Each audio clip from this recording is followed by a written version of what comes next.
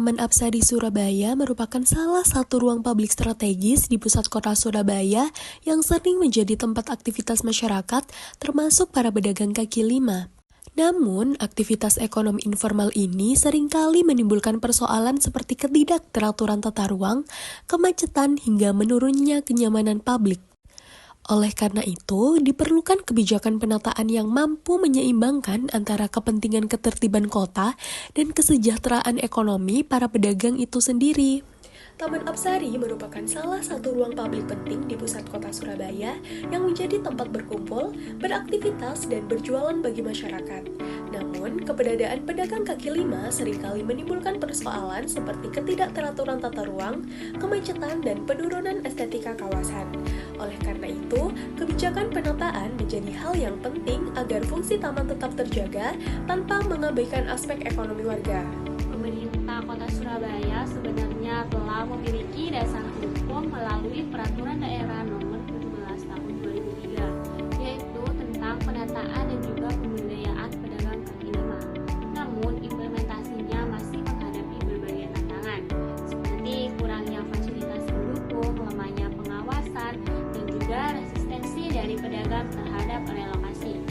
Maka dari itu, diperlukan kebijakan penataan yang lebih adaptif, yang tidak hanya menertibkan, tetapi juga mampu memberdayakan pedagang kaki lima agar tetap memiliki akses ekonomi yang berkelanjutan.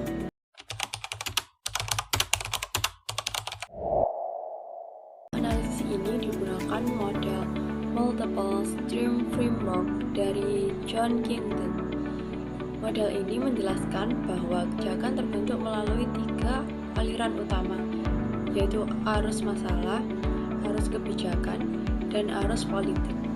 Dalam konteks Taman Apsari, arus masalah muncul dari ketidakteraturan PKL yang mengganggu tata ruang. Arus kebijakan hadir dari ide inovatif seperti penataan berbasis waktu dan zona. Sedangkan arus politik muncul dari dukungan pemerintah dan masyarakat terhadap kebersihan serta keteraturan kota.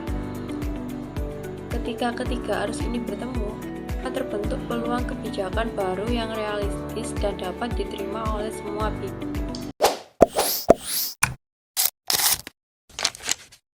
Evaluasi dan rekomendasi. Terdapat 3 alternatif kebijakan yang dianalisis, yaitu pertama, penertiban total tata ruang bagi PKL, kedua, relokasi ke area baru di sekitar taman, dan ketiga, model penataan berbasis waktu dan zona. Berdasarkan 4 kriteria evaluasi, yaitu efektivitas, efisiensi, ekuitas, dan kelayakan politis, alternatif ketiga menjadi pilihan terbaik.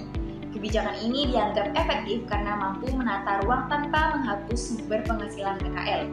Efisien karena tidak memerlukan biaya tinggi atau relokasi besar-besaran. Adil karena menjaga keseimbangan antara hak publik dan ekonomi pedagang, serta layak secara politis karena lebih mudah diterima oleh pemerintah, masyarakat, dan para pedagang itu sendiri.